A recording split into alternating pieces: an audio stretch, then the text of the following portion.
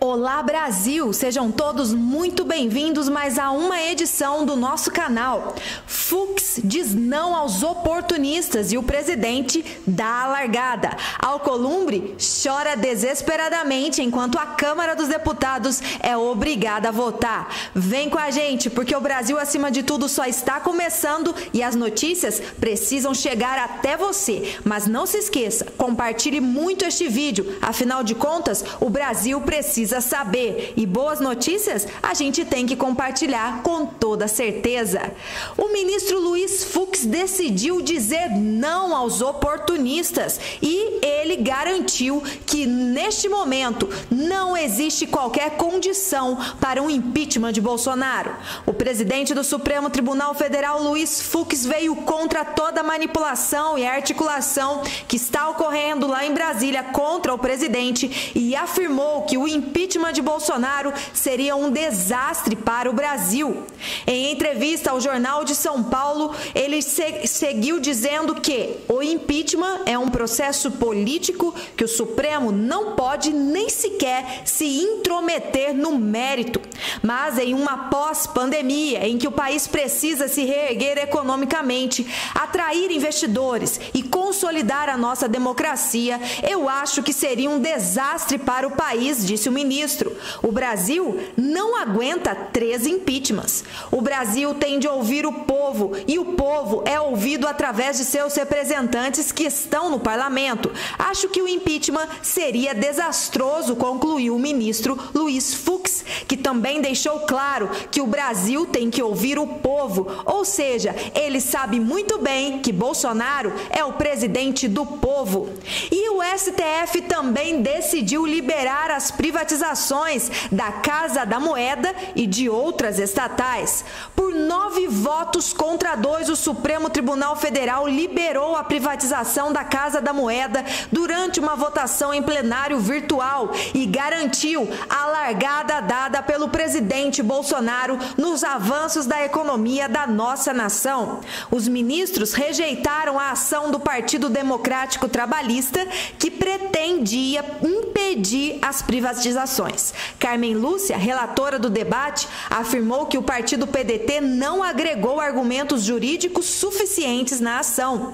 Em decorrência da decisão, mais outras 5 estatais poderão ser vendidas à SERPRO, Serviço Federal de Processamento de Dados, o DataPrev, a ABGF, que é a Agência Brasileira Gestora de Fundos Garantidores e Garantias, a Engia, Empresa Gestora de Ativos, e o CEITEC, que é o Centro Nacional de Tecnologia Eletrônica Avançada, SA. O nosso Brasil agora já pode começar. Alcolumbre também está em desespero e o senador acha que pode chegar ao comando da CCJ do Senado. E eu quero te perguntar, você apoia isso? Eu tenho certeza que não, e é exatamente por saber da vontade popular que Alcolumbre está desesperado. Mas fique tranquilo, Alcolumbre, o choro é livre para você. Pode chorar à vontade, porque no que depender de nós, cidadãos de bem, o comando da CCJ jamais será seu. A CNN Brasil divulgou que o ex-presidente do Senado, Davi Alcolumbre, fechou um acordo com os senadores do MDB para que possa assumir a comissão mais importante da Casa, a Comissão de Constituição e Justiça. O acerto teria sido conversado na última sexta-feira e a informação foi confirmada à CNN pelo líder do governo no Congresso, o senador Eduardo Gomes. Eles só esqueceram de perguntar para o povo brasileiro e já que não nos perguntaram, nós agora vamos fazer um movimento para sermos ouvidos. Podemos contar com você? Então compartilhe muito este vídeo e diga não a Alcolumbre na CCJ. Alcolumbre na CCJ? Não! Em troca do possível comando da CCJ, Alcolumbre deu ao MDB 2 novas comissões.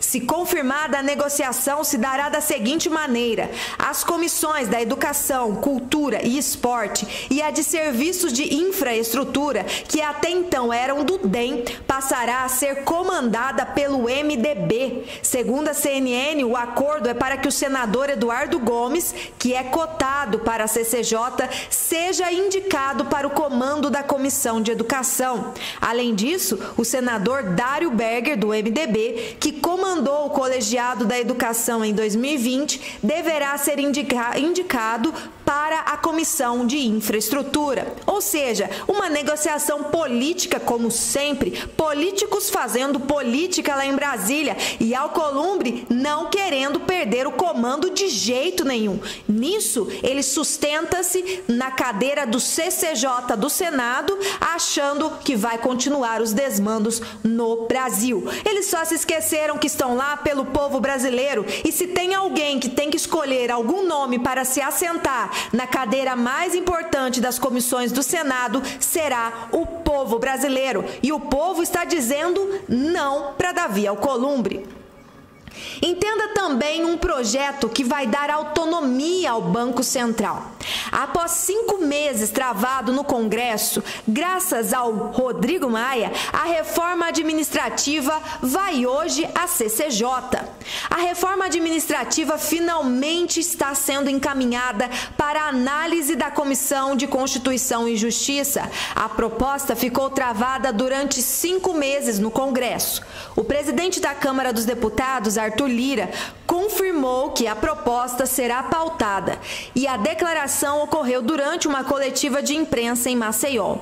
Quero aqui aproveitar o meu estado para dar o primeiro furo. Estarei encaminhando, isso foi dito no dia 8, ontem, né? Estarei encaminhando hoje para a CCJ a reforma administrativa como primeiro pontapé para a discussão dessa matéria, afirmou. Na ocasião, Lira foi questionado sobre o tempo de aprovação.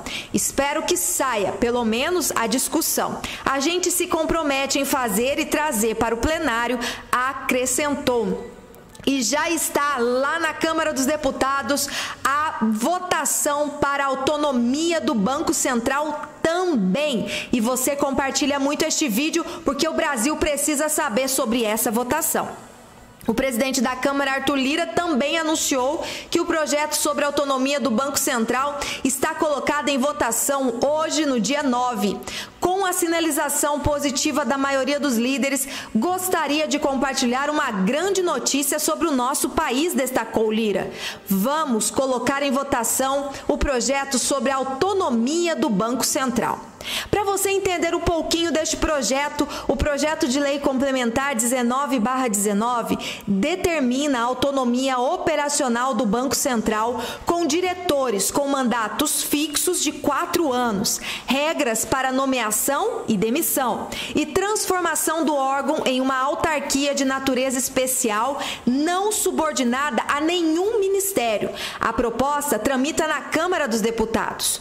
Hoje, o Banco Central é vinculado ao Ministério da Economia e os diretores podem ser livremente demitidos pelo presidente da República. O projeto visa conferir autonomia técnica, operacional, administrativa e financeira ao Banco Central para que ele execute as suas atividades sem sofrer pressões político-partidárias de quem quer que seja o presidente da República ou seus ministros ou deputados e senadores. Pelo texto, o objetivo central do Banco Central é assegurar a estabilidade de preços por meio do controle da inflação. O Conselho Monetário Nacional estabelecerá as metas para a política monetária, cabendo ao Banco Central cumpri-las. Secundariamente, o Banco Central terá como objetivos fomentar o pleno emprego, zelar pela estabilidade do sistema financeiro, bancos e bolsas e suavizar as flutuações da economia. O projeto é de autoria do senador Plínio Valério e deve tramitar de forma conjunta com o PLP 112/19 do governo, que trata do mesmo assunto, e outros apresentados por deputados. O relator das propostas é o deputado Celso Maldaner, que já adiantou que pode reunir todos os projetos num único texto e assim garantir a autonomia do Banco Central sem interferências políticas. Eletrobras. E claro, por último, a ótima notícia, o pontapé inicial das privatizações. Bolsonaro tem sinal verde e você vai também conferir a lista de 35 projetos prioritários que Bolsonaro já entregou a Lira e a Pacheco. O presidente Jair Bolsonaro solicitou aos novos presidentes da Câmara dos Deputados e do Senado Federal, respectivamente, prioridade para 35 proposições que já estão em andamento no Congresso Nacional. O documento foi entregue pelo chefe do Executivo no Palácio do Planalto e aponta detalhadamente as pautas defendidas pela equipe econômica do governo, como reestruturações de marcos setoriais, a autonomia do Banco Central, as reformas administrativa e tributária e a agenda Mais Brasil. Um dos pontos defendidos é a privatização da Eletrobras, que acabou sendo travada no Congresso Nacional. Outros pontos incluídos no documento indicam o compromisso em não deixar de lado as pautas de costumes, que influenciaram diretamente na vitória do presidente Bolsonaro.